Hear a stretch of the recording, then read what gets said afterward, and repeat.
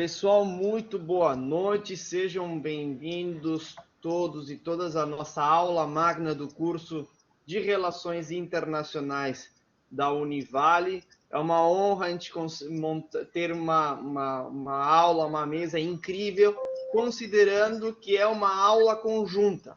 Essa atividade, essa nossa aula, nossa palestra de hoje, conta com os acadêmicos da nossa instituição, os acadêmicos da Univale, e os acadêmicos do curso de Estudos Internacionais da ORT Uruguai, em Montevideo. Então, é um momento marco para o curso e para a Escola de Ciências Jurídicas e Sociais em podermos realizar uma atividade desta magnitude, desta envergadura, com uma mesa incrível, uma mesa de peso, para a gente trabalhar a temática Mercosul.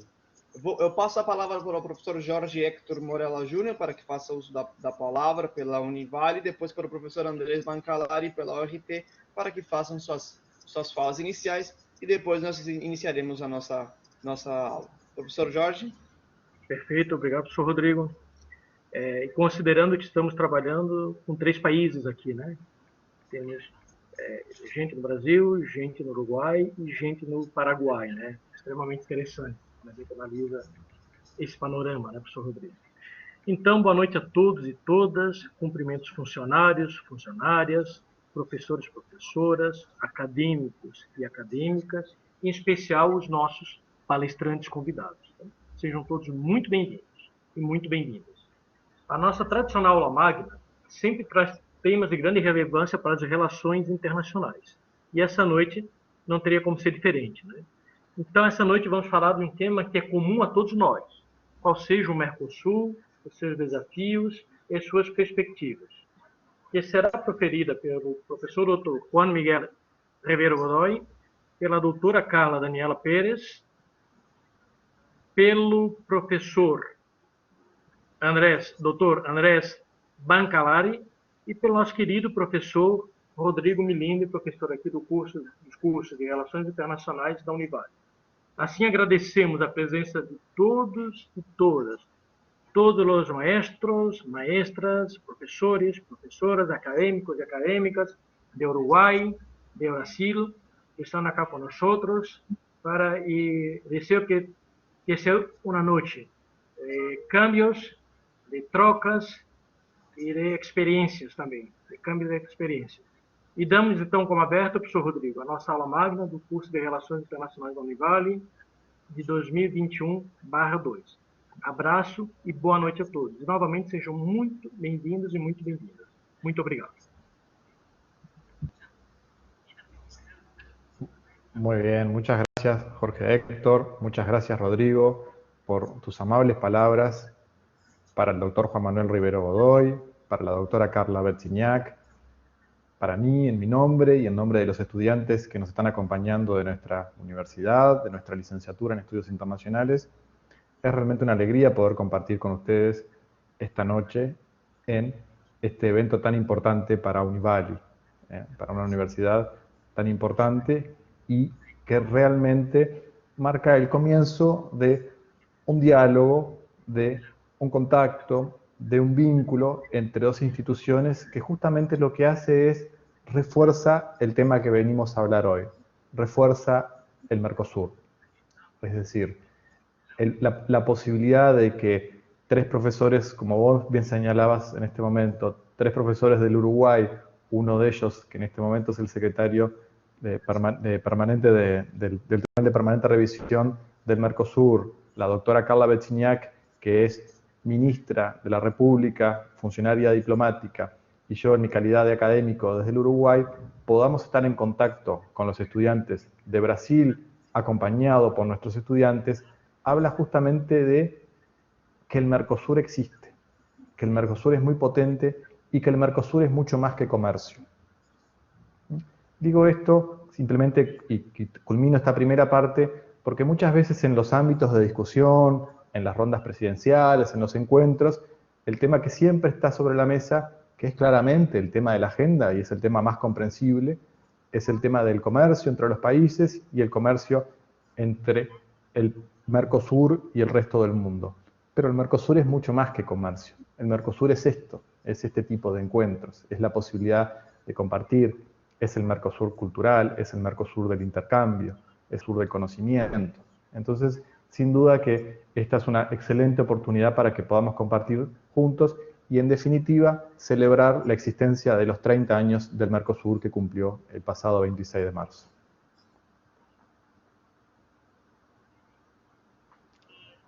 Perfecto, profesor Andrés. Muchísimas gracias por sus palabras. Es un placer y un gusto recibir a los alumnos de la ORT aquí con nosotros y poder disfrutar de un momento como destacado. Voy a pasar a la lectura del currículum de los palestrantes que nos van a acompañar en la noche de hoy.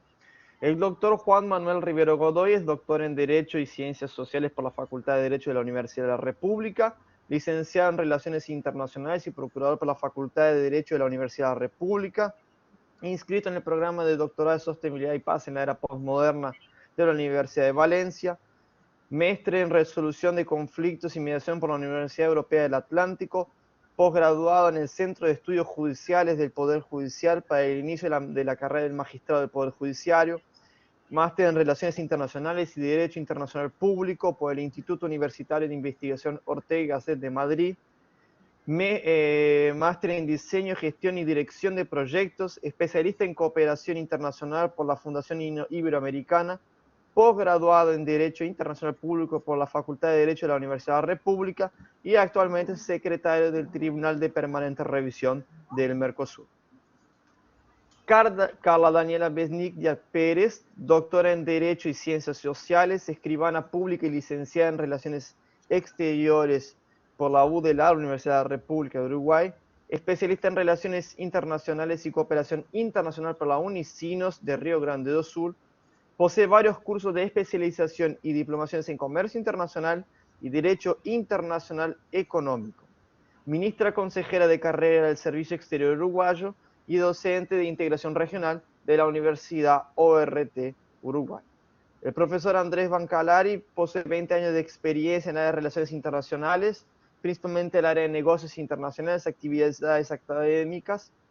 A 14 años miembro del Departamento de Estudios Internacionales de la ORT Uruguay y es director del Departamento de Estudios Internacionales. Además, es profesor del Instituto Artigas, que es la Academia Diplomática del Servicio Exterior Uruguayo. Entonces, sin más demoras, paso la palabra a la doctora Carla para que inicie a su palestra, su diálogo. Por favor. Então, boa noite, pessoal. Muito obrigada, Univali, pelo convite e também a nossa Universidade Horta aqui no Uruguai por essa possibilidade.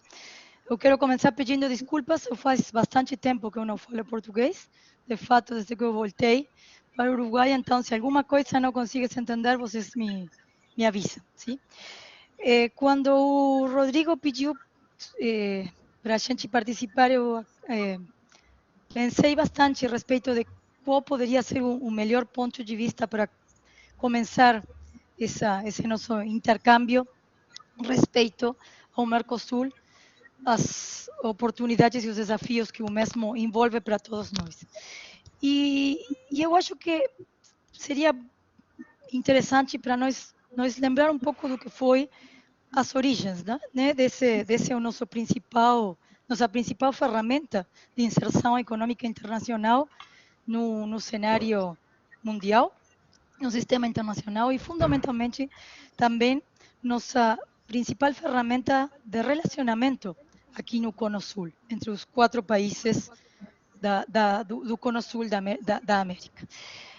Vocês todos conhecem o Tratado de Assunção, todos nós lembramos do artigo 1º, e qual foi o propósito pelo qual o Mercosul foi constituído? Bueno, vamos nos lembrar, o objetivo era a Constituição até o 31 de dezembro do ano 1994 o que haveria de se chamar Mercado Comum do Sul. O próprio artigo 1º estabelecia um conjunto de condições que eram muito ambiciosas, mas que eram absolutamente concordantes com qual era a tendência que o mundo estava vivendo na época. Vamos nos lembrar que nós estávamos falando na década de 90 do principal impulso da globalização. A gente estava começando a falar disso como um fenômeno que tinha chegado ao nosso mundo para ficar. Nós estávamos falando naquele tempo, aqui na região, a partir da teoria desenvolvida na CEPAL, do regionalismo aberto. A nossa concepção era que todo o processo de integração econômico-comercial tinha que ser um caminho para que os nossos países conseguissem se insertar melhor no mundo, no resto do mundo. ¿Sí? Era uma condição para o resto. Nós estávamos falando, naquela época, nós estávamos experimentando no nível mundial um convencimento absoluto de parte de todos os principais atores que naquela época participavam desse sistema respeito das virtudes do regionalismo econômico-comercial. Então, o Mercosul fez parte de uma onda que simplesmente era o caminho a seguir. ¿Sí? Entonces, uns poucos anos antes tinha sido implementado o NAFTA lá na América do Norte e todo o processo foi experimentado pelos nossos países como um caminho natural hacia o nosso desenvolvimento. No ano 94, uns poucos anos após isso, os membros, os sócios do Mercosul, aprovam um outro protocolo que é fundamental para a estrutura que o nosso processo de integração tem, que é o protocolo de Ouro Preto. Todos vocês têm estudado esse protocolo, sabem da sua importância, conhecem o impacto que ele teve tanto nos aspectos internos, no que tem a ver com a estrutura orgânica do processo, quanto no que tem a ver com a sua personeria jurídica e o impacto perante o resto do mundo, de que era um processo vivo, um processo que tinha toda a energia para avançar. ¿Sí? Mas aí começaram a acontecer outras coisas.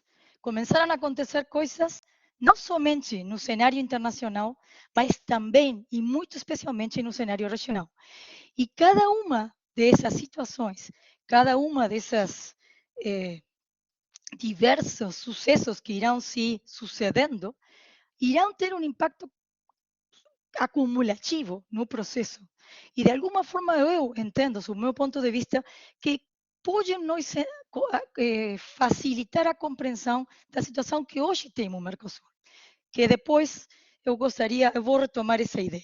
Mas vamos falar de eu hoje fiz uma pequena relação de algumas das principais crises que, na minha opinião, tiveram um impacto profundo, tanto no econômico, comercial, quanto no político nesse processo.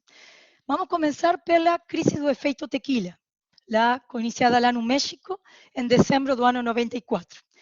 Uns anos após, quando nós ainda estávamos tentando nos recuperar dessa primeira crise do México, acontece uma grande devaluação do real no Brasil, de mais de 40% de um dia para outro. No ano 2001, e como consequência, provavelmente das duas, mas fundamentalmente da devaluação essa que acontece no Brasil, no ano 2001, a Argentina experimenta a pior crise econômica, social e institucional que o país conhece ou conheceu nas últimas décadas. Estou falando de muito tempo. Um país que tem uma história muito interessante para nós conhecer e não esquecer, porque irá explicar muito do que a Argentina hoje, mas essa crise do ano 2001 será determinante e para nós no Uruguai certamente terá consequências muito, mas muito expressivas. No próprio ano 2001, já falando no sistema internacional, no sistema multilateral, nós temos o ingresso da China na Organização Mundial do Comércio. O ciclo começa uns anos após o ciclo de incremento do preço dos commodities, que irá ser, nesse sentido, não uma crise, será uma grande oportunidade, ou teria que ter sido uma grande oportunidade para todos nós, porque o nosso comércio irá se expandir não somente porque o comércio mundial cresce, mas fundamentalmente porque os preços crescem. Porque aí se a gente começa a olhar, cresceu tanto o volume quanto o preço, bueno, aí já a discussão é diferente, mas os ingressos, certamente, as divisas dos nossos países em termos de comerciais tiveram um incremento muito ostensivo, sim? Na mesma época, nós estávamos falando da expectativa dos países emergentes. O Brasil, dentro dos BRICS, constituía uma das grandes esperanças de um novo sistema internacional que iria se conformar. ¿Sí? Nesse contexto em que também a China, que no ano 2001, quando entra na OMC, era um membro importante, mas um membro mais, irá mudando muito rápida e fortemente a sua participação no comércio internacional, na produção, no desenvolvimento tecnológico, na emissão de inversão estrangeira direta para os demais países, principalmente em desenvolvimento, e hoje constitui um dos atores mais relevantes do sistema internacional. No ano 2008, começa nos Estados Unidos a crise dos subprimes, que irá ser exportada primeiro na Europa e a partir de aí ao resto do mundo, ¿sí? Também irá chegar aqui na América do Sul. Em paralelo a tudo isso, o comércio muda. O comércio da década dos 90 estava fortemente centrado no eixo aqui do Atlântico, né? Os Estados Unidos, a Europa eram os principais atores. Já em inícios dos 2000, nós estamos falando do Sudeste Asiático. O comércio foi para lá, fundamentalmente para lá. E então, muda também os requerimentos que nós temos para comerciar, porque o comércio não é somente as regras de comércio. As regras são fundamentais. Se eu não tenho boas condições para ingressar, para acessar no mercado, não vou conseguir acessar. Mas o ano 2020 tem nos ensinado, e muito forte e tristemente, que se a gente também não tem nem barcos, nem containers, nem portos abertos, então também não consigo comerciar. Tudo isso mudou a forma em que o comércio se fazia, mudou o que a gente comerciava. Já o comércio não é tanto assim quanto nos 90, que era fundamentalmente mercadorias. Hoje o comércio tem uma forte participação no setor de serviços, hoje o comércio tem uma forte participação de comércio intraindustrial, hoje o comércio tem outros assuntos que não são os aranceis. Os aranceis, as tarifas externas, é uma parte importante, mas não é o que está sendo negociado lá, em aqueles que estão hoje na quarta onda de negociações de acordos comerciais regionais, falando em termos da Organização Internacional de Comércio. Vamos falar agora em questões políticas. O modelo, aquele exemplo maravilhoso de integração que nós tínhamos nos 90, que era o da União Europeia, começa a mostrar as suas deficiências. Se já não consegue resolver todos os novos desafios que envolve a globalização hoje, nessa nossa década. Por falar algumas coisas, vamos falar da crise da Grécia, vamos falar da crise humanitária, dos refugiados, vamos falar das questões próprias da tentativa da Constituição Europeia de ser aprovada. Nós tivemos no ano 2007 a controvérsia envolvendo a produção me deixa lembrar em português, das papeleiras entre Argentina e Uruguai. Nós tivemos na América do Sul o surgimento do conceito da América do Sul. Isso não existia nos 90. Era América Latina. O conceito da América do Sul se gera a partir dos 2000. E teve um impacto importante durante bastante tempo, até na própria institucionalidade política do nosso continente. Nós tivemos, na época, entre outras coisas, uma mudança significativa no que foi a condução política dos países. Primeiro na Argentina, imediatamente Venezuela, Argentina, Brasil, uns anos após também aqui no Uruguai, no que foi o período progressista, né? Que mudou absolutamente muitas das coisas que nós conhecíamos até então, particularmente em política exterior. Outras coisas, o ingresso da Venezuela como membro pleno do Mercosul, a suspensão do Paraguai, posteriormente a suspensão da Venezuela, o Donald Trump. se já vamos falar um período mais próximo, e tudo o que o seu governo impactou no que foi na política exterior dos Estados Unidos, o principal ator do sistema, e no sistema multilateral e o comércio internacional. As mudanças no que é o rol da China em todo esse tempo. A China de hoje não é a China de 2001. E a política exterior da China não é a mesma. Não tem nada a ver, eu quase arriscaria a falar. E todas essas são coisas que nós temos que conciliar como o que não mudou. Que foi o que não mudou? O que não mudaram foram as regras que nós temos no Mercosul. Continuam exatamente as mesmas.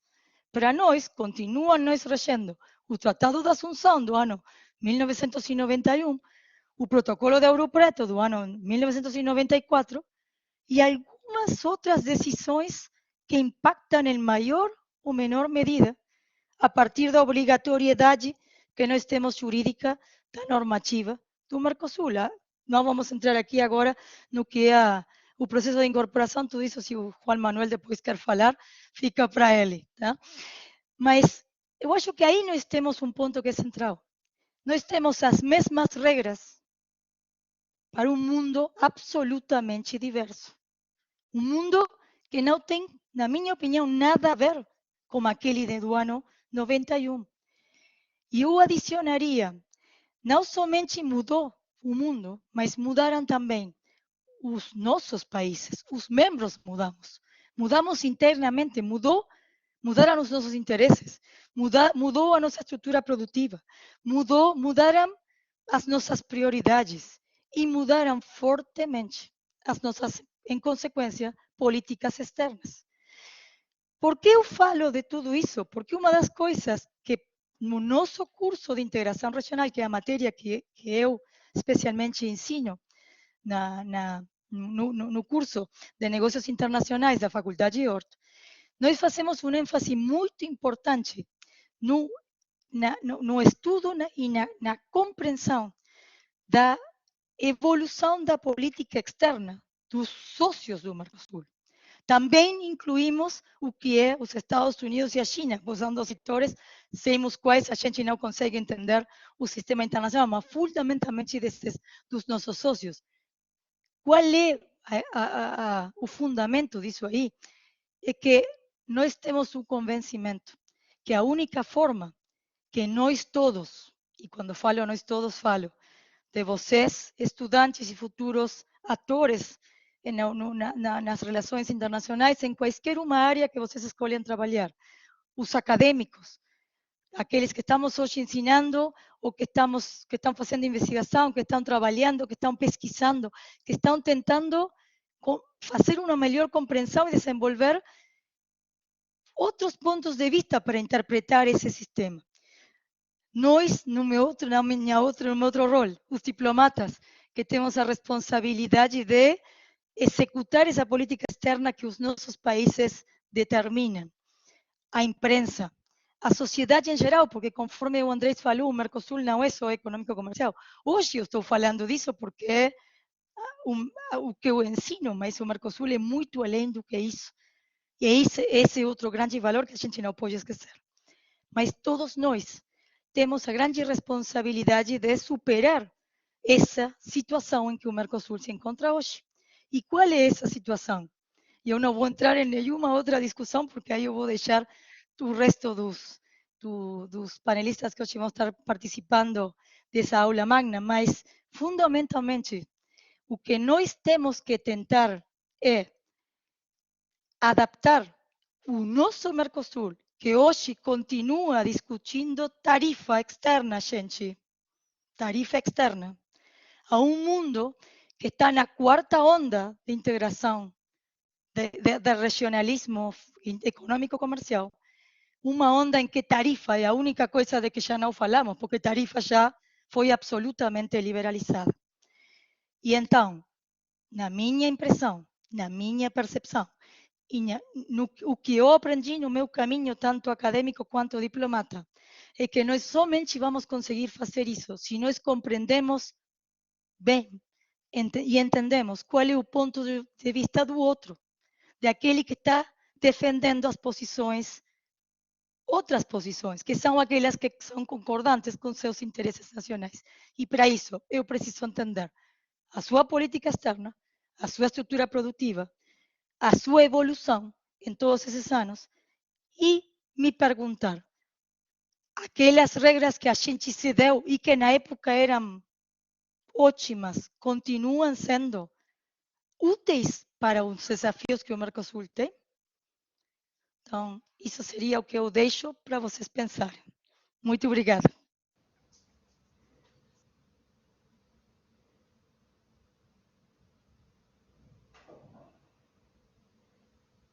Carla, muchísimas gracias por tu palabra.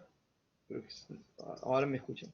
Muchísimas gracias por tu palabra. Paso ahora la palabra al doctor Juan Manuel Rivero Godoy para que haga uso de la palabra y su explicación. Por favor, profesor. Bueno, muy bien. Pensé que estaba último. Bien, bueno, a ver. Juan Manuel. Sí. ¿Te parece, Rodrigo? Me tomo un atrevimiento. ¿Puedo hablar yo antes? Porque creo que de la forma que estructuramos nuestra presentación, probablemente tenga más sentido que Juan Manuel vaya sobre el final para dar un cauce lógico al análisis que estamos buscando. Si vos no tenés problema, Juan Manuel y Rodrigo. No, que justamente yo ya me he hecho la idea que estaba último. Dale, perfecto. Perfecto, entonces me adelanto yo porque luego que esté mi presentación, y qué divino tu hijo, la verdad, felicitaciones Rodrigo, es una belleza. Cuando termine mi presentación va un poco a quedar claro cuál es la idea que entre la doctora Betsignac, el doctor Juan Manuel Rivero Godoy y quien habla, estuvimos trabajando pensando en esta lógica. Perfecto.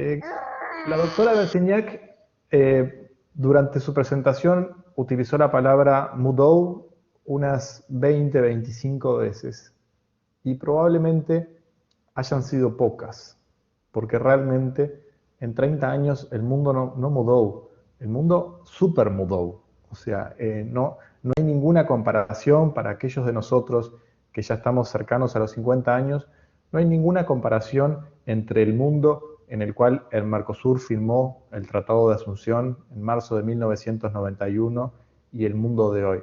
Hay muy poco para comparar, es decir, muy poco para decir esto es similar. Aquellos que vivimos el proceso de apertura, el proceso del Mercosur, el comienzo del Mercosur, recordamos realmente con mucha alegría lo que significó en ese momento donde veníamos de muchas décadas, donde cada uno de nuestros países, y tomo algo aquí que decía la doctora Betsignac, siguiendo en cierta medida el modelo de la CEPAL, el modelo de sustitución de importaciones, cada uno de nuestros países se encerró sobre sí mismo y consideró que la mejor forma de alcanzar un desarrollo de nuestra economía y un crecimiento sostenible era a través de un crecimiento interno. El tiempo demostró que esa teoría no se aplicaba a todos los países, que no era una teoría realmente positiva para todos y sobre todo que afectaba profundamente a los países más pequeños, aquellos como el Uruguay, que tenían un pequeño mercado interno y que desesperadamente necesitaba encontrar una forma de insertarse hacia el mundo.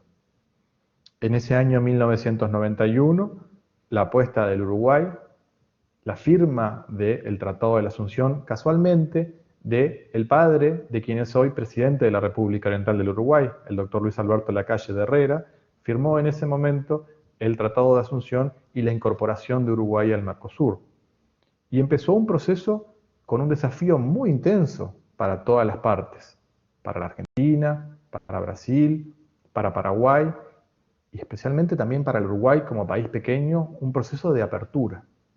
Un proceso de apertura que implicó todo lo que ya conocemos, en reducciones arancelarias, en levantamiento de restricciones, en reconversión de sectores productivos, etcétera, etcétera. Pero que fue un proceso que realmente podemos decir que hacia finales de la década del 90, y no voy a repetir lo que señalaba muy bien la doctora Betsignac, ya alcanzaba un cierto nivel que podríamos decir de maduración. Todo ese proceso ya había alcanzado una maduración suficiente y se habían logrado muchos de los objetivos. Lamentablemente luego la crisis profunda, la devaluación de Brasil en enero del año 1999 y la crisis en la Argentina en el año 2001 tuvo profundas consecuencias en la región que impactaron durante varios años. Pero eso es con una mirada nuestra. Yo lo que aquí propongo, y aquí me sumo a lo que es mi área de especialización y de trabajo, es entender cómo cambió el mundo, que en este momento son las 8 de la mañana. Es decir, en este momento en la ciudad de Shanghái se está levantando y están saliendo a trabajar millones de ciudadanos chinos, millones, que forman parte de esos 1.400 millones de ciudadanos de la República Popular de China, y que es en este momento la segunda potencia económica del mundo. Y esta reflexión sobre China no es menor. En tan solo 30 años, China pasó de ser un país realmente subdesarrollado a transformarse en una potencia económica. Pero si ampliamos un poquito más la cabeza, ampliamos un poquito más el horizonte, con la suma de la población de la República Popular China, de la India, de Bangladesh, de Indonesia, de Vietnam y de Filipinas, tenemos la mitad de la población de la humanidad. De los 7.600 millones que habitan en el mundo en este momento, esos 6 países es la mitad de la población del mundo. 6 países solamente. Y hay una gran diferencia, que esos 6 países en este momento tienen un nivel de consumo y de crecimiento que es absolutamente incomparable con lo que era en el año 1991. Y ahí es donde se da el gran cambio. Eso es lo que sacude absolutamente todas las matrices. Y nosotros, y esto desde el Uruguay, tenemos que decir algo muy sencillo. Digo, nosotros somos muy pocos. Somos apenas 3.300.000, 3.400.000 personas. Somos muy pocos. Pero tenemos una capacidad productiva importante. El Uruguay produce alimentos por encima de los 30 millones de habitantes. Es decir, que nosotros podemos alimentar a 10 Uruguayos. Y la realidad es que nosotros necesitamos colocar nuestra producción para alimentar a esos 10 Uruguay. Y el gran problema que el Mercosur ha tenido en los últimos 20 años es que no logró comprender todo este cambio en el ajedrez mundial, por llamarlo de alguna forma, y no logró hacer las adaptaciones necesarias para lograr insertarse correctamente. Ahora estamos en un desafío mucho más grande en todo caso, porque esto que yo estoy mencionando es lo que pasó en los últimos 30 años. Pero la realidad es que en el mundo post-pandemia, en el mundo post-COVID, estamos viendo cambios significativos de vuelta en las cadenas productivas. Esa hiperglobalización que había alcanzado el mundo en el año 2015 pega un volante de timón cuando Donald Trump en el año 2016 es electo presidente de los Estados Unidos en noviembre del año 2016 y asume en enero del año 2017, y la globalización parece pegar un freno. En el mismo año, el Brexit, que finalmente se termina de consolidar hace poco tiempo con la salida del Reino Unido, también da una señal muy fuerte sobre esto. Y lo que es más interesante y preocupante y lamentable, como consecuencia de la pandemia, lo que vemos es que las cadenas productivas globales están teniendo fuertes cambios que implican un reacomodo de todo el comercio internacional. Entonces, la gran pregunta es, porque da la sensación de que el Mercosur viene siguiendo de atrás esta situación. Estamos tal vez pidiendo cambios para un mundo que tal vez ya no exista más. O sea, aquí es donde tenemos que ser cuidadosos. Estamos pidiendo y planteando cambios para el mundo que existía hace 2, 3, 4 años, pero tal vez ese mundo no exista más. Yo estoy de acuerdo con buena parte de esos cambios que se piden, pero tampoco estoy seguro de que sean 100% los cambios en el nuevo mundo. Cuando se han producido en la historia de la humanidad acontecimientos de tal magnitud como ha sido la pandemia del COVID, el mundo nunca fue el mismo. Nunca fue el mismo después de la Primera Guerra Mundial, nunca fue el mismo después de la Segunda Guerra Mundial, y esto que nosotros lamentablemente estamos viviendo es otro tipo de guerra. Es otro tipo de guerra que tiene otro tipo de consecuencias, consecuencias sociales, económicas, lamentablemente de pérdida de vidas humanas, pero va a tener consecuencias muy fuertes en el comercio internacional y en las cadenas productivas. Yo lamento aquí concentrarme solamente en el comercio, pero me parece una oportunidad importante para dejar esta reflexión. Es decir, no podemos seguir pensando ni con la cabeza de 1991, ni con la cabeza del 2001, ni del 2005, pero tampoco podemos seguir pensando con la cabeza del 2015, ni con la del 2019. Aquí lo que estamos necesitando es, por parte de los países miembros del Mercosur, y por eso es interesante ahora lo que el doctor Rivero Godoy va a analizar, es la forma de articular flexibilidad, que para mí es el único camino posible en este recorrido. Esto es flexibilidad total. El mundo nuevo es flexibilidad total. El hecho de que ustedes estén en Itajaí, buena parte de ustedes, en Balneario Camboriú, buena parte de ustedes, el doctor Juan Manuel Rivero Godoy, la doctora Betzignac y yo en Montevideo, dándola de una forma absolutamente normal, lo cual no era normal hace un año y medio, habla de la flexibilidad. La flexibilidad que tenemos como humanos, como académicos y como profesionales. Ahora la gran clave es que los países logren articular los instrumentos que permitan tener esa flexibilidad.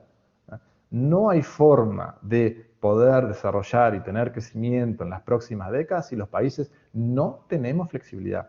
Sin flexibilidad estamos condenados a repetir los mismos errores del pasado, donde nos habíamos atado a un dogma y en base a ese dogma nos mantuvimos durante décadas hasta que finalmente empezamos a tomar decisión. Se trata de tener la cabeza abierta y en esa cabeza lo más abierta posible estar buscando permanentemente aquellos caminos que sean los que en definitiva nos van a dar el mejor y las mayores oportunidades para nuestros ciudadanos, que en definitiva es lo que todos buscamos, tener una mejor calidad de vida y sobre todo, en este contexto, un cuidado del medio ambiente. Son temas muy especiales que ya no los podemos obviar. Así que por ahí pasan mis reflexiones como conclusión. Flexibilidad, cabeza abierta, no analizar el mundo con la mirada del 2019 porque el mundo cambió profundamente y estar muy tranquilos al momento de negociar y ser lo que somos, una familia que puede tener algunos problemas pero que puede encontrar la forma seguramente de resolverlos. Por aquí mis palabras, Rodrigo. Muchas gracias.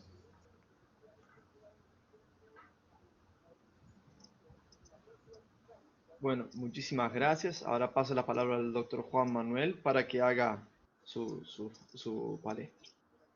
Bueno, muy bien. Muchas gracias antes por esta honorable invitación. Gracias a Ort, como siempre, de la cual me siento ya obviamente de la casa. Así que, pero gracias a la Univali también por sumarse a esta actividad. Creo que acá me cuesta un poco enfocar el tema Mercosur, desafío y perspectivas o una visión como el secretario del tribunal o como el catedrático de la ORT.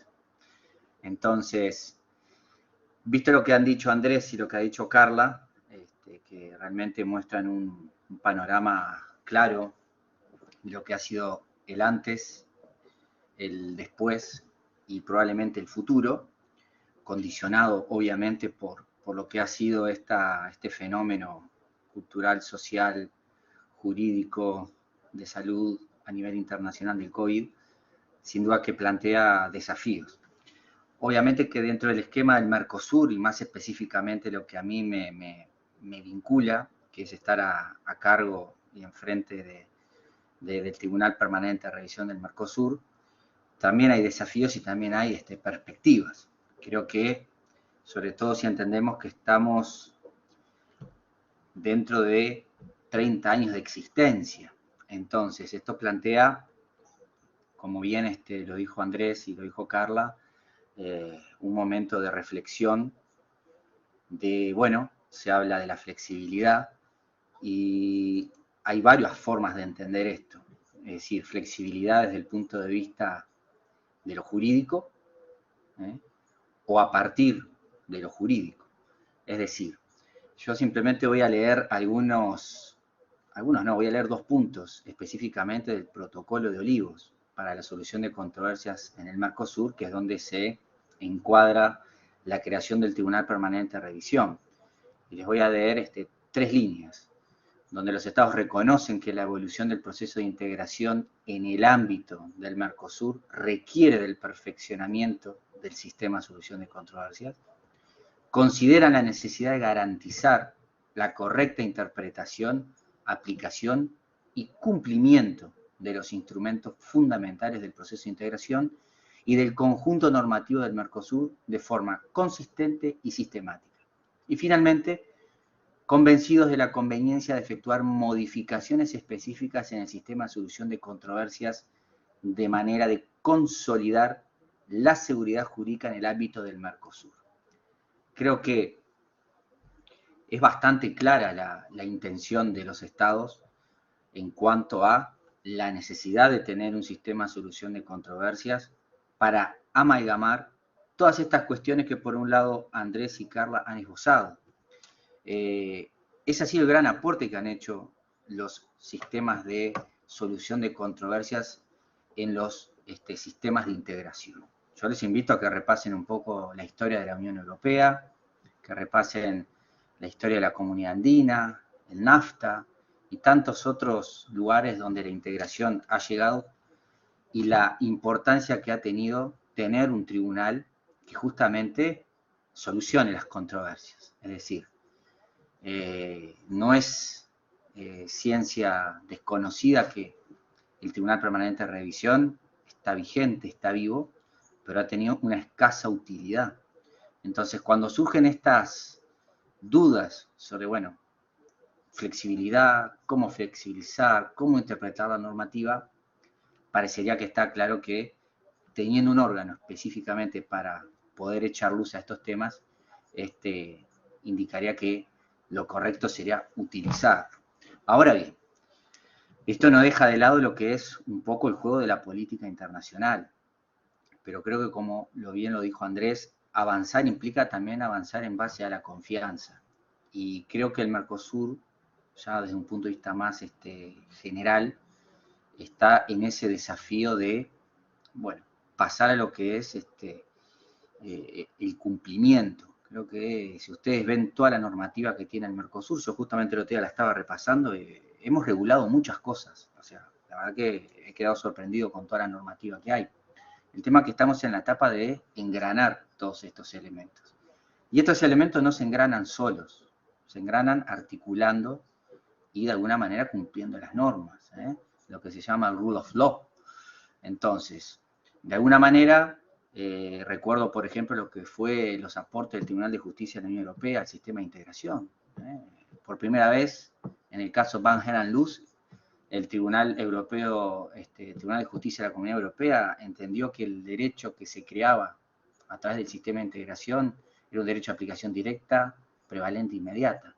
Y sin embargo no hay tratado en esa época ni hasta el día de hoy que respalde esa cuestión. Pero sin embargo fue el aporte que hizo el Tribunal de Justicia. Es decir, el Tribunal de Justicia vino a engranar todas estas cuestiones que hoy hablaron Andrés y Carla para dar estabilidad jurídica. Sin estabilidad jurídica es difícil también tener o ser un centro atractivo de negocios.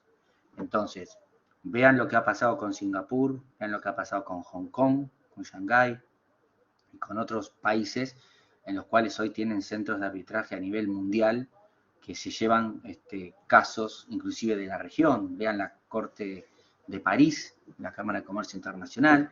Entonces, yo creo que hoy el desafío que tiene el Mercosur es, primero, consolidar lo que tiene, hacer un stop en este momento y consolidar lo que hay, someter a revisión cómo avanzar. En Europa se habló de esto en la década del 70, de la Europa a 2 o 3 velocidades. O sea que esto no es nuevo tampoco, no es una discusión nueva. Entonces, creo que ese es un primer paso que el Mercosur debería dar de consolidar lo que tiene. y a posterior aprovechar las perspectivas a futuro. Y en el ámbito de solución de controversias eso no es ajeno tampoco. Tener un sistema de solución de controversias en el cual, cuando haya controversias, haya un órgano que la solucione y que dé estabilidad, que interprete, que lleguemos a la conclusión si realmente el derecho del Mercosur está vivo, está vigente, creo que es una etapa que es inevitable. Al margen de que haya consideraciones políticas, hay que defender el cumplimiento de la normativa y la juridicidad. Creo que es la única manera de poder avanzar paso firme. También es el mensaje que se envía al resto del mundo. Y obviamente uno tiene que defender su puesto donde está, su campo de actuación, pero también el cumplimiento nos da garantías. Y como les acabo de leer recién el protocolo de Olivos, los estados han reflejado eso. Así que yo no estoy inventando nada, simplemente es el reflejo de voluntad consensuada de los estados a través de un tratado. Quiere decir que las bases están desde hace tiempo. Creo que ya es el momento quizás de poner en práctica y avanzar. Y parecería que realmente, como hoy decía Andrés, somos todos una familia. A veces esa dimensión no es tan sencilla de comprender. Pero, por ejemplo, para que tengan una idea, nosotros como Secretaría del Tribunal Permanente de Revisión tenemos contacto con los centros de arbitraje a nivel internacional, desde el CIADI a Singapur, a Hong Kong, a Shanghái, a París, a Londres, a Escocia, Colombia, Brasil. O sea, tenemos una red de trabajo importantísima en la cual yo les diría que todos han estado interesados en tener algún acuerdo para, por ejemplo, deslocalizar arbitrajes. Hasta hace poco hemos sometido un convenio a los estados para que lo revisen, para tener un acuerdo con la Corte Permanente de Arbitraje de La Haya.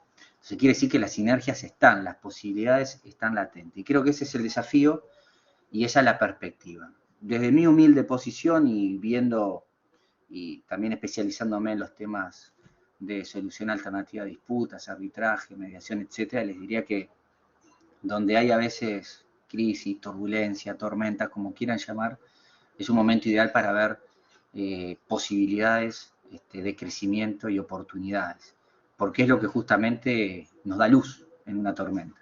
Entonces creo que es un camino que hay que trabajarlo, pero creo que al margen de trabajarlo hay que valorar el acervo que tiene el Mercosur después de 30 años, consolidar lo que ya está y ya dar el siguiente paso.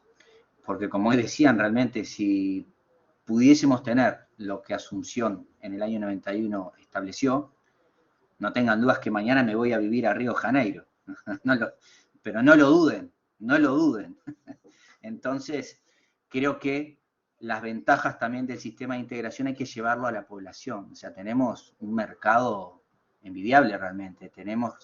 Y todos los países tienen sus relaciones comerciales con otros países. A ver, no es sorpresa, nadie se puede ofender por eso.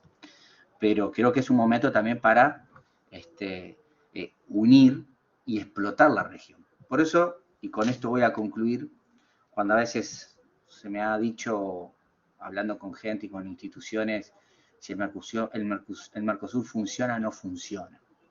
Y esto es como ver el vaso medio lleno, medio vacío.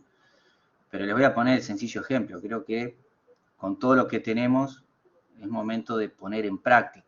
Entonces, una vez puesto en práctica, una vez que realmente lo que se ha puesto a texto expreso se cumpla y las poblaciones vean las ventajas que pueden sacar desde el punto de vista cultural, educativo, comercial, etcétera, probablemente haya más demandas de la población. Y entonces ahí recién podremos hacer una evaluación de si el Mercosur es más positivo o menos positivo y sin impregnarle otro tipo de velocidades. La discusión últimamente que ha estado sobre la flexibilidad no es nueva, viene desde la época de inicios del 2000, o sea, esto no es una discusión nueva. El tema es que es posible avanzar o flexibilizar bajo el cuadro normativo que tenemos hoy en día. Bueno, la regla del consenso en el Mercosur es la que permitirá eso o no. Pero en caso de dudas, como siempre digo, para eso también está el mecanismo de solución de controversias de Olivos, que, como siempre digo, no se agota en el arbitraje. Tiene otras etapas también que lo hacen atractivo y que sin dudas podría servir para, bueno, echar un poco de luz y reencaminar ¿no? el futuro del bloque, que creo que nadie puede pensar que con todo lo que está envuelta, Unión Europea, EFTA y otros acuerdos más, pueda estar en jaque. Así que bueno, yo con esto me despido de mi intervención y quedo por acá por si hay alguna pregunta, alguna duda o bueno, lo que ustedes quieran consultar. Muchísimas gracias.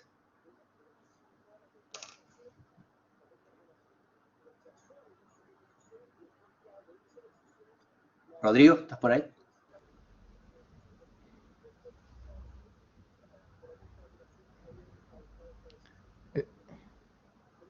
Podemos presumir que puede estar en una actuación vinculada al bebé. Sí, seguramente, seguramente. Fuerza mayor.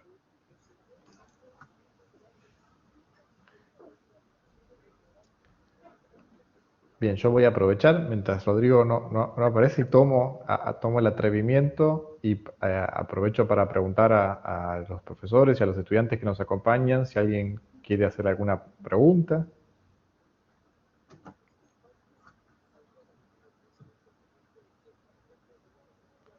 Ahí lo tenemos de vuelta a Rodrigo con nosotros. Rodrigo, Y a Jorge. ¿siguen conectados? Bueno, ¿me escuchan? Ahora Perfectamente. Sí. Bueno, se me había tenido una pequeña conexión. Llegó acá una pregunta para la discusión, que dice así.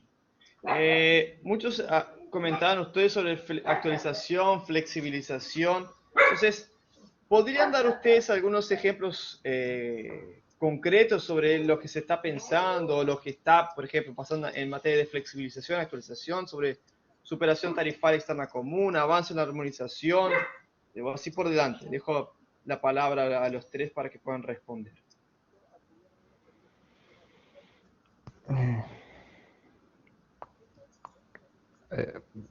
A ver, me adelanto. En todo caso, que soy el único que no tengo responsabilidad oficial. Y voy a hablar desde la mirada uruguaya. Nosotros precisamos flexibilidad. Es muy sencillo. Nosotros precisamos seguir siendo parte de esta familia, pero estamos pidiendo poder tener asados con otros amigos. Simplemente para ponerlo de un modo muy gráfico. Es decir, queremos seguir siendo parte del Mercosur, pero al mismo tiempo queremos poder hacer un tratado de libre comercio con China. Queremos poder hacer un tratado de libre comercio con Estados Unidos. Queremos poder hacer un tratado de libre comercio con el Reino Unido, ahora que ya no forma más parte de la Unión Europea, y con otros tantos países. Es decir, simplemente la visión desde el Uruguay hacia el Mercosur es este pedido de flexibilidad. Básicamente se resume en esa palabra, flexibilidad para poder negociar, siendo parte de la familia, no dejando la familia.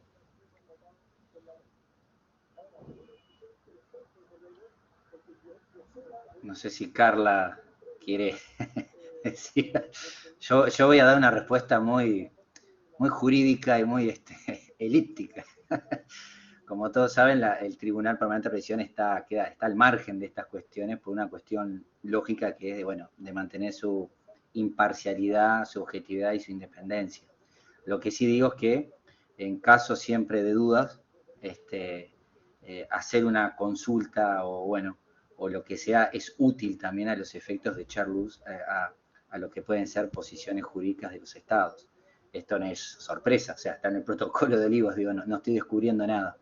Pero por eso decía que a veces ver un poco la experiencia que han tenido bloques como la Unión Europea, y no con esto estoy diciendo que la Unión Europea sea el modelo a seguir, simplemente digo que a veces utilizar lo que los estados han creado, porque creo que los estados han creado un sistema de controversias y por eso lo han perfeccionado y va a seguir requiriendo perfección, puede ser un camino.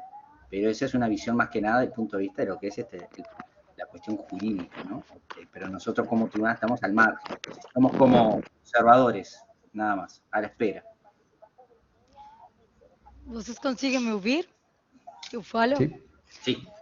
Perfecto. A primeira coisa que eu vou esclarecer é que eu não vou falar, essa resposta eu não vou dar na minha qualidade de diplomata, tá? Estou falando exclusivamente no âmbito acadêmico.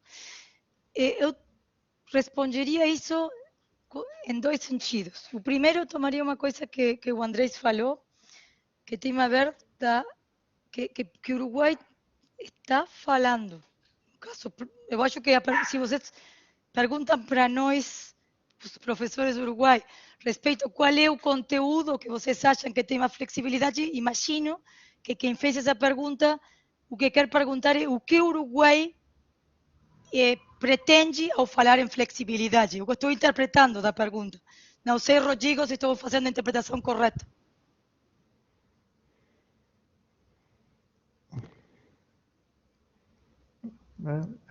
Eu acho que nós, sim, eu acho que é isso, né? Isso, sim, é uma boa interpretação. Então eu vou partir nesse sentido. Eu vou partir nesse sentido, tá? Então, vou primeiro tomar o que falou o Andrés. Para o Uruguai, essa solicitação, essa reivindicação, vocês falam como vocês quiserem, respeito da flexibilidade, é uma política de Estado. A gente está fazendo isso desde...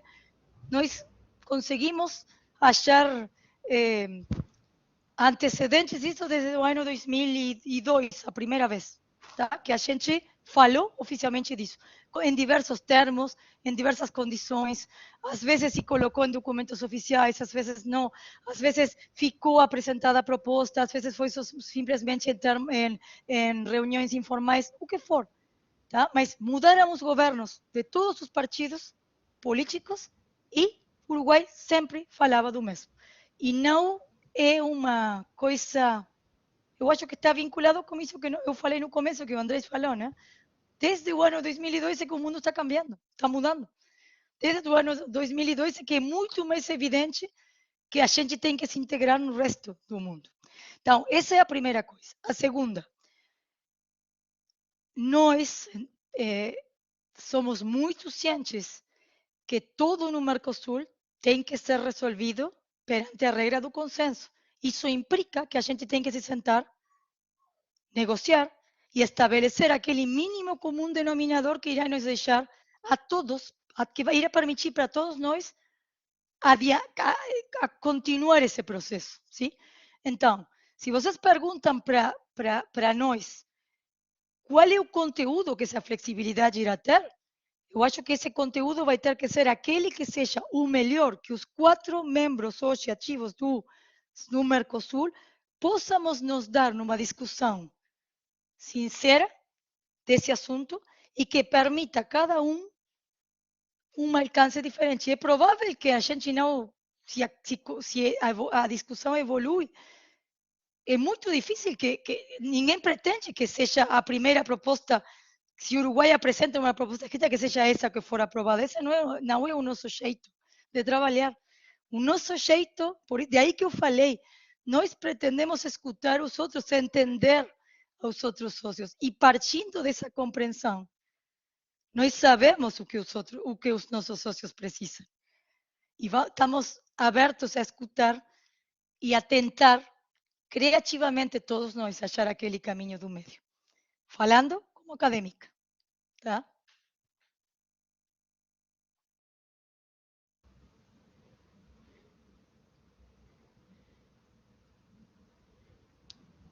Clarísimo. Bueno, creo que la posición dejada fue muy clara. Y como el profesor Andrés, puedo comentar de manera docente y no oficial. Muchas veces cuando se habla en la cuestión de flexibilización y traer normativas que tengan un campo de atender algunas agendas, vemos que tenemos dos grupos distintos. ¿Por qué digo dos grupos distintos? Porque por un lado tenemos a Brasil y Argentina.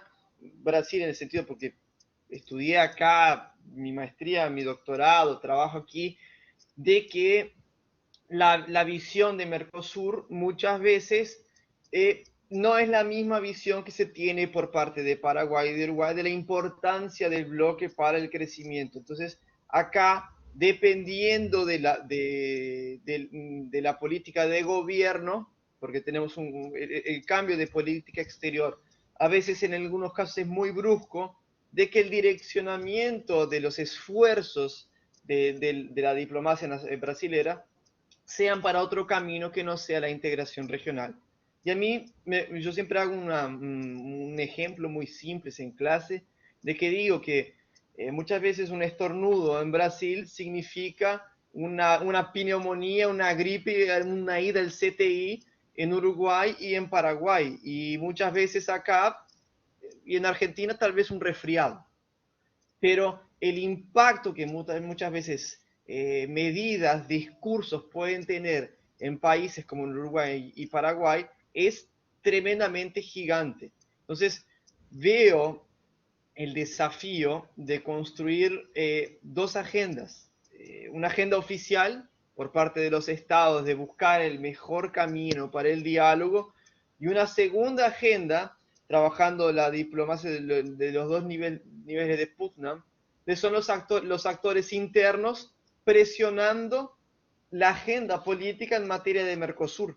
Entonces, en lo que envuelve esa flexibilización, pensar lo que es bueno para todo el mundo y que muchas veces lo que es bueno para Uruguay, como hoy se discute la oportunidad de hacer la negociación de acuerdos, de más oportunidades, más opciones de manera unilateral, puede no representar para Brasil y para Argentina, digo ellos dos como los mayores miembros, algo benéfico al momento o que en algunos puntos puede ser interesante para Montevideo y para Brasilia, pero también no es interesante para Buenos Aires y así por delante. Entonces es un desafío constante y creo que fue muy bien colocado por el doctor Juan Manuel Rivero, por Andrés, por Carla, de destacar, por la doctora Carla, perdón, de destacar de que precisamos pensar el Mercosur más allá del comercio, pensar ese Mercosur más amplio, esa integración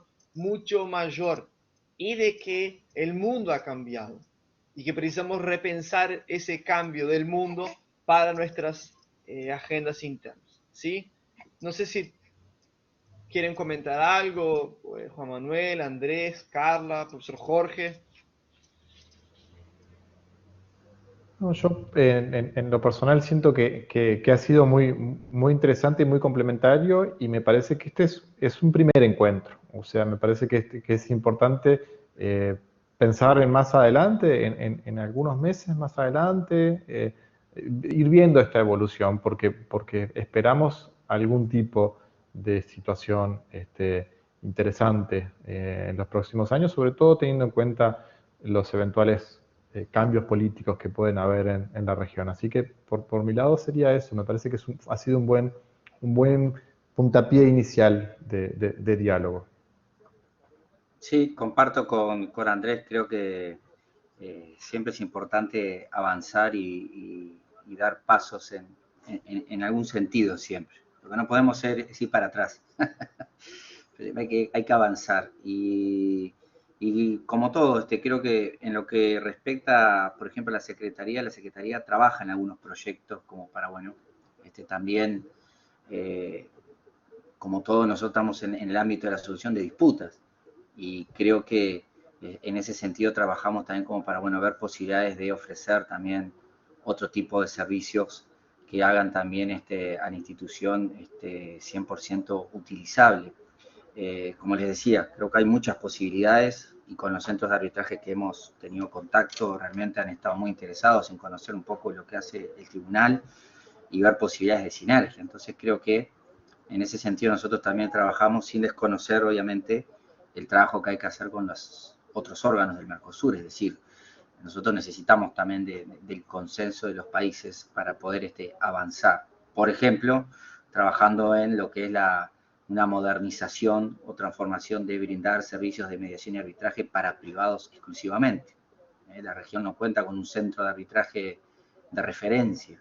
Entonces creo que pueden darse las condiciones. Simplemente para dar un dato, el año pasado la Corte, la Cámara de Comercio Internacional de París, que alberga la Corte Internacional de Arbitraje, tramitó aproximadamente 950 arbitrajes en el mundo, de los cuales 350 eran empresas o mejor dicho, entidades latinoamericanas, de las cuales 50 eran entidades estatales, lo cual significa que hay 350, un tercio de los casos que la International Chamber of Commerce de París se lo lleva para Europa.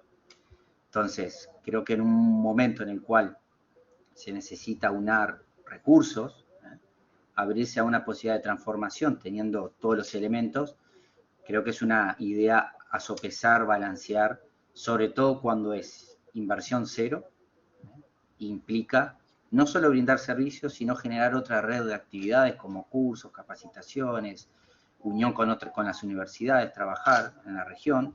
Creo que eso posibilita abrir un elenco de situaciones que hay que aprovecharlas y que realmente sería útil. Perú, Chile han desarrollado en los últimos 6-7 años 2 centros de arbitraje grandes. Singapur también. Singapur es hoy en día uno de los líderes en materia de arbitraje internacional y lo hizo en cuestión de 7-8 años, no mucho. Entonces creo que realmente hay un lugar en el cual se podría aprovechar y como todo el argumento del artillero es generar recursos en un momento en el cual la lucha de capitales a nivel internacional es patente. Entonces, creo que en esa línea, obviamente hay que trabajar, ¿no? Dialogar, trabajar, ver posibilidades de también analizar cuestiones, documentos. Nosotros hemos pedido, por ejemplo, a los países que nos habiliten un modelo de convenio un poco más flexible del que hay, que nos permita vincularnos con instituciones arbitrales. Bueno, todo eso se dialoga, pero bueno, tiene sus tiempos también. Entonces, creo que ese es el camino. El futuro dirá. Gracias.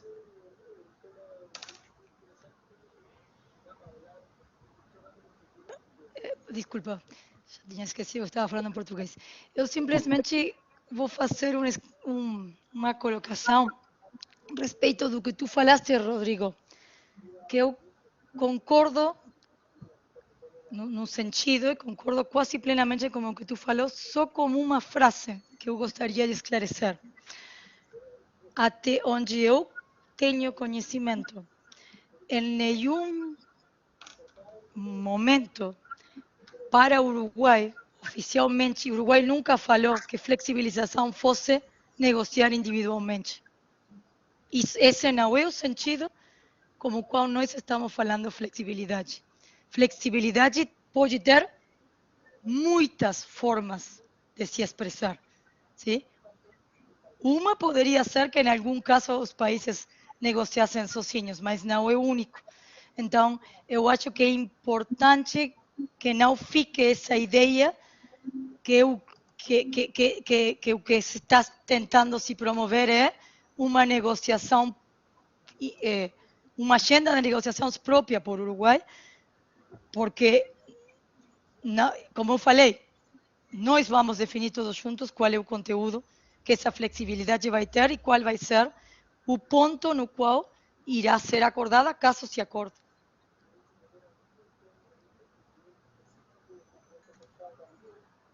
Buen punto. Perfecto. No sé si quieren colocar más algún punto, profesor Jorge. O alguien más que tenga algún cuestionamiento, pueden mandar ahí por el mail. No, por mí tranquilo, Rodrigo. ¿Tranquilo?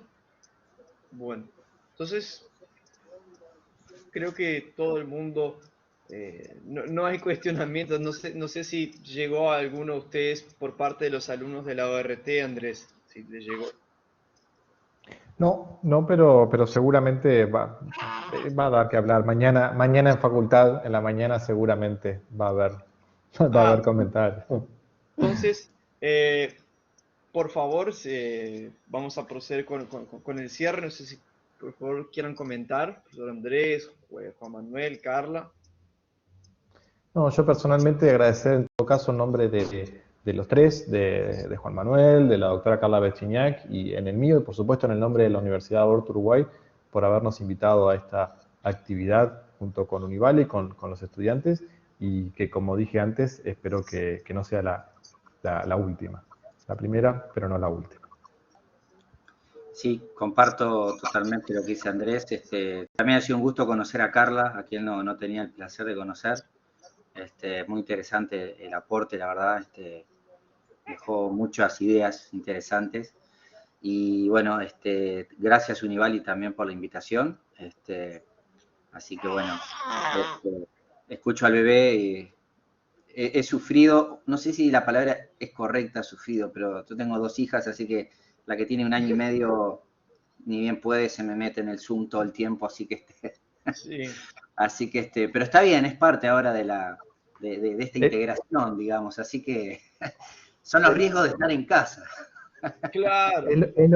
Es lo que hablamos antes, el nuevo mundo. Por eso es un nuevo mundo y por eso tenemos que comprender el nuevo mundo. Esto antes hubiera sido absolutamente impensado y hoy está perfecto y es normal y es buenísimo que así sea. Tienen sus ventajas y sus desventajas. Las desventajas tienen que cuando hoy, por ejemplo, me tuve que levantar a las 5 de la mañana para tener una reunión con Singapur, porque estamos 12 horas atrasados, ¿no? Pero bueno, ¿qué va a ser? Es parte, así que... Bueno, muchísimas gracias, muchas gracias por la invitación. De nada, Juan. Gracias. Carla.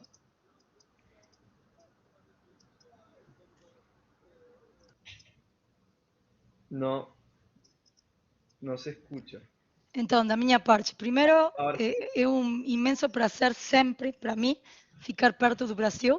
O Brasil ficou muito dentro do meu coração. Para nós, os diplomatas, sempre se fala que aquele é o nosso primeiro posto e irá nos marcar para o resto da vida, né? Então, vocês roubaram aí pedaço do meu coração.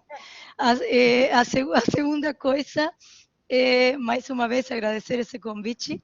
É sempre muito bom para nós mesmos refletir, porque nós, para falar hoje, tivemos que refletir e avaliar o que nós íamos falar, e como íamos falar, e como íamos a nos apresentar de uma forma que cada falando da sua área, estivéssemos falando o que nós ensinamos, né? Então, isso aí é muito importante. Insistir naquela coisa que eu falei hoje mais cedo, que é muito, para mim, fundamental, que nós consigamos integrar mais a academia, o mundo diplomata, o que é o setor empresarial, o governo, e cada dos atores e os estudantes, né, que vão ser o futuro desse nosso sistema internacional e nossa política exterior. Então, cada desses atores tem alguma coisa para aportar, para falar pontos de vista interessantes, e nós temos que nos integrar. Fue un placer también compartir esta noche con Andrés, que nos conocemos hace mucho tiempo, pero bueno, nunca habíamos tenido una actividad juntos. Mucho también con Juan Manuel, encantada, y bueno, todos esos temas de solución de controversias son mi otra pasión, pero bueno, sabía que estabas vos, así que no toqué nada de eso. Y, la idea bueno, siempre es bueno escuchar otras voces, porque uno trata, ¿no?, de tener una idea, pero escuchar otras voces a veces lleva a que uno se ilumine y pueda, ¿no?, sugerir ideas también como para unar, ¿no? Pero, como siempre digo, vamos hasta ahí, porque siempre estamos a la espera. Entonces, bueno, no más de eso. Então, para mim seria isso somente. Muito obrigada para todo mundo e boa noite. Perfeito, boas noites. Sou Jorge. Então, pessoal, quando o negócio é bom, ele acaba rápido, né? E já acabou. Eu só tenho a agradecer a doutora Carla, ao doutor Andrés, ao doutor Juan Manuel, ao nosso querido Rodrigo por esse momento, agradecer aos acadêmicos que estão presentes, professores, eu vi o professor Adriano Trava, a professora Lisa, o professor Rodrigo, o professor Walter, o professor Daniel. Se eu esqueci de citar alguém, por favor, me perdoem, né? Agradecer a Carmela também por participar desse momento, a primeira palestra dela, né? A filha do Rodrigo, então que seja a primeira de muitas, né? Que participe de várias outras, inclusive do Sauno, que já participa também, e que seja realmente, como disse a professora André, o primeiro passo de um processo que a gente possa cada vez mais construir juntos e fazer do Mercosul para além, né, do econômico, fazer também essa troca, essa ponte entre universidades, professores, acadêmicos, pesquisa, tecnologia e tantas outras possibilidades que possivelmente só um bloco econômico pode propor aos seus Estados-membros, né? Então, muito obrigado novamente por esse momento Já estou ansioso pelo segundo momento, e se Deus quiser será em breve, e quem sabe já pessoalmente, né? Face to face, né? Ou a gente no Uruguai, ou quem sabe para Paraguai, ou quem sabe vocês vindo para o Brasil, serão muito bem-vindos. E assim Muchas todos gracias. matam saudade de Santa Catarina. Muchas gracias, muchas gracias. Muchas gracias, Héctor. Muchas gracias, Rodrigo. Y bueno, un saludo muy grande para todos. Hasta luego, Muchísimas gracias. En nombre de la universidad queremos agradecerle al doctor Andrés, a la doctora Carla, al doctor Juan por la presencia ilustre en nuestro evento. A los académicos, tanto del curso de Relaciones Internacionales nuestro, como de Negocios Internacionales de la ART, queremos agradecerle la inmensa presencia. Esperamos que esta no sea la primera de la actividad ni la última, y sean varias y que podamos continuar intercambiando, teniendo posibilidades de diálogos mais entre as universidades. Aos acadêmicos no nosso curso, muito obrigado a toda a equipe docente que esteve aqui, a equipe docente, tanto administrativa da nossa instituição. Tá? Foi muito bom dividir. Então, boa semana a todos, uma boa noite e até a próxima aula magna ou nossos próximos encontros. Muito obrigado e boa noite a todos. Muchas gracias. Muchas gracias. Chao, chao. Chao, chao. Bye.